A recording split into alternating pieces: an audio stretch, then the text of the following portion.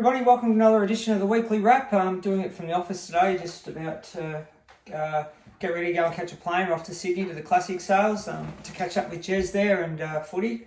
So it's been a really interesting week for us this week. There's lots been happening. Kicked off with our open day last Saturday at the Price Kent stable. We had a great response to it. It was a lot of good fun. We had the two horses there, Pinot Party and Hong Bao. But there was a lot of owners turned up. We were kind of capped and limited of what we could do. We had the coffee cart there, which was really nice. And Lee rolled up with a whole heap of pastries and stuff. There was a fair bit left over. So my boys have feasted on sugar for that weekend. And you can imagine what that was like in this household after donuts and caramel cake and all that stuff came home. So big thank you to Mick Price. Thanks for everyone for turning up. Really well received. Then Rob took a group of people over to the races, and everyone reportedly all had a really good time. I think he did a really good job there. It's kind of his forte. He loves going to the races and entertaining. So well done to Rob there. And most importantly, it's just nice to have people back. People had smiles on their faces, and it's nice to have people back at the stables because obviously it's been a pretty lean year and we haven't been able to run a lot of those functions, but we are definitely planning to run a lot more, COVID permitted, in the next few months, or 3 to 6 months, depending on what we can do. It's just really hard to plan because obviously this COVID things pop up left, right and centre. Anyway, moving on, well done to that. So my week consisted of, and I'm sure most people have heard or seen, we actually sold the stallion rights to Profiteer, which was, or stable name Toby, is affectionately known as Toby around the RTD world, to Newgate Farm. It was really exciting. Henry there at Newgate gave me a call after he trialled last Wednesday or Tuesday or whenever it was, and flagged some interest in the horse. And then from there, the process started rolling on. We gathered all the owners together. They've been incredible, the owners. They've been really good through this whole process. Henry's been really good. There was another stud that was reasonably keen as well and wanted to try and throw their hat in the ring, which they did, and thank you to them. They were really gracious and awesome with everything that they did as well. And then from there we just kind of worked through some contracts and worked through some processes. Had a lot of help from the people in the know there, so it was really helpful in that respect. And we've been able to close the deal, which was really good, and everybody benefits. And most importantly, the horse races on for RTD, and it races on in roller dice colours, and all owners still get to go to the races and enjoy how many other next starts he has.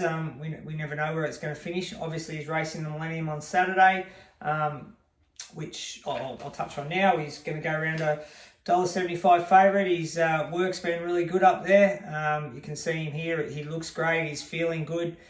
So he goes in. He's drawn barrier 6. He's going to get every chance to put his best foot forward. And there's even the second favourite's been scratched. So a lot's falling into place for us. No guarantees in life, and there's definitely no guarantees in racing. So we go there hopeful that he'll run really well and run up to his best, and I'm sure if he runs up to his best, he'll be highly competitive. So he's pretty much our only runner for next week, outside of we might have Savvy Matt go around later in the week, but we're just not sure on that yet. We're still trying to work through that with Paul at the moment.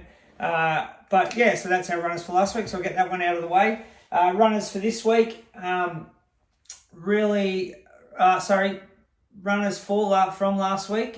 We had Mount Madeira went round last Sunday, went round in the Strathalbyn Cup, and look, as you can see, this is him pulling up here. You can see he didn't have the best of luck. It wasn't the greatest ride. We're not jockey bashers. Everyone's here. Everyone's learning.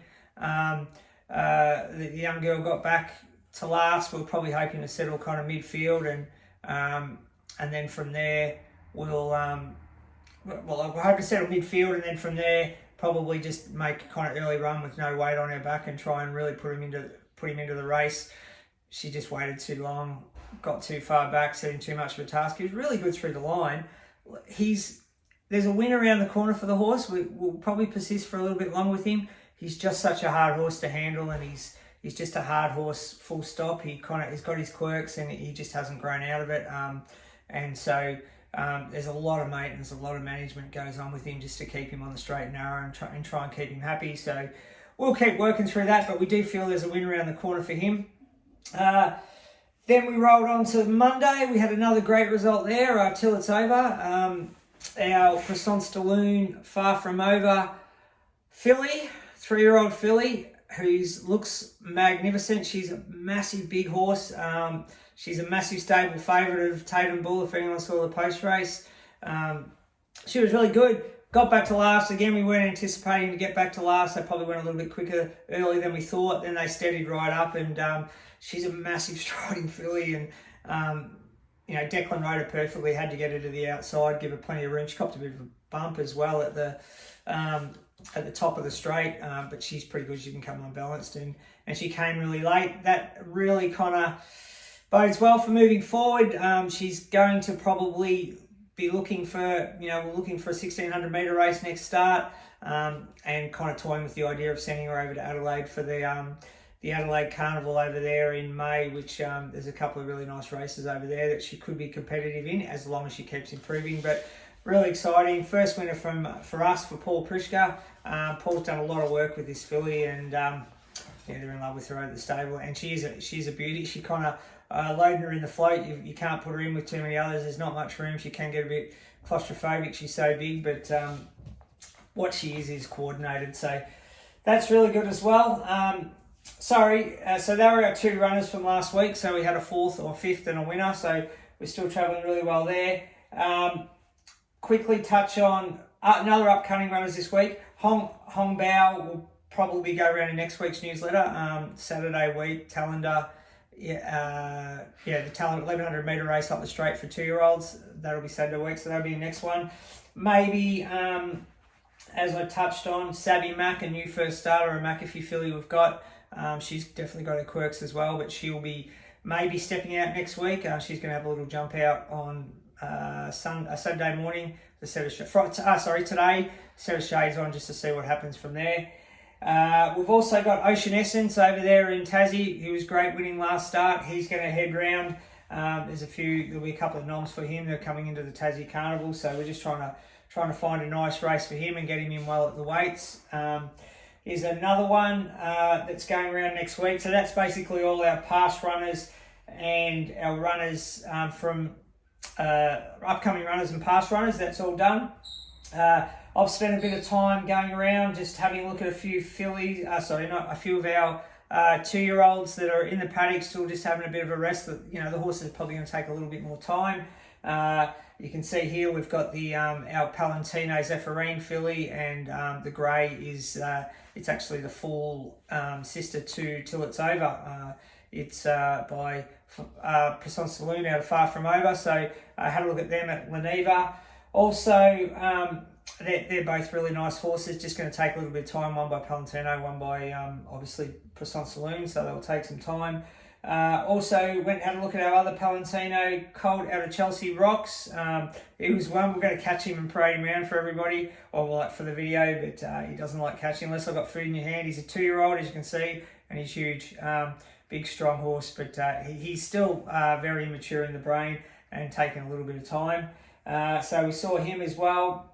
We also, Chrome came back in as of yesterday. Her target will be the Coolmore Classic in Sydney, wet track, 1500 I think it is. 1500 wet track up in Sydney. It kind of goes really well. We're probably just going to avoid the Carnival, the Eagle Farm kind of track up there in Queensland. We'll have a look at it later on, but we're really going to have a throw at the stumps with her at a Group 1 Fillies and Mares race. So that'll be exciting as well. That's coming around. She's back in. She's had 2 weeks off. She's going to have walker, treadmill for a while, and then she'll be back into it, but she's back at Collins Stable. Ayrton, you can see here, he arrived off the truck yesterday. He's back in work. He's had 5.5 weeks work. Looks great. He did sweat up a little bit. It was hot yesterday when he travelled, but looks great. He's probably main aim. He'll probably have 1 start in Melbourne and then have 2 starts up in Brisbane. It might be the Fred Best Classic, a race that Chrome ran third in. and then go on to maybe the Queensland Guineas. So that's his rough program at the moment. So he's come back in. Outside of that, we have the sales. As I said, I'm heading up to the sales today, flying up and catching up with Jez, go through everything at Classic Sale, the sale where we bought Profiteer. So if anyone's interested, just make sure you stay social media, get on our website, sign up to our newsletter and all that kind of stuff, because if we do get anything, look, things have been selling really well. So let's get it nice and early, because if we do buy, and we're no guarantee we will buy up there, but if we do, it'll be quality, and it should be good value as well. So visit all of that, going through it all. So we've done the Open Day, Crone, Ayrton, Profiteer, Ocean Essence. Good luck to all the owners of Toby this weekend. There's plenty going up there. We'll be at the races. We'll have some fun, and then hopefully we can come away with a really nice prize money check. Right, serious stuff. Yeah, I've forgotten the name of the horse again, as I do. Didn't check Lethal's tips last week. I haven't really got stuck into him this year. We haven't gone into it. I did some analysis on last year's tipping, and he was really good, really, considering what was going on. I know a few people are multing his tips up and that and just missing out, but it was pretty good, and fingers crossed he can get a winner. I've got a winner over in Adelaide up on the screen now, because I forgot the name of it, which you can see now to follow. I think it's a horse that should be winning over there. And outside of that, we'll start with Bears tips next week as well. That's Rob. Get him, just been a bit pressed for time this week. We'll get his tips in as well. And we might even start a bit of a guest tip stuff. So send out we'll ask somebody to just do a little video of themselves, we'll edit and put it in, and throw their tips in as well, so we can all have a bit of fun. Good luck to everyone. Good luck to all the RTD owners that are racing any horses around Australia this week, and fingers crossed we can get it done with Toby. Thanks.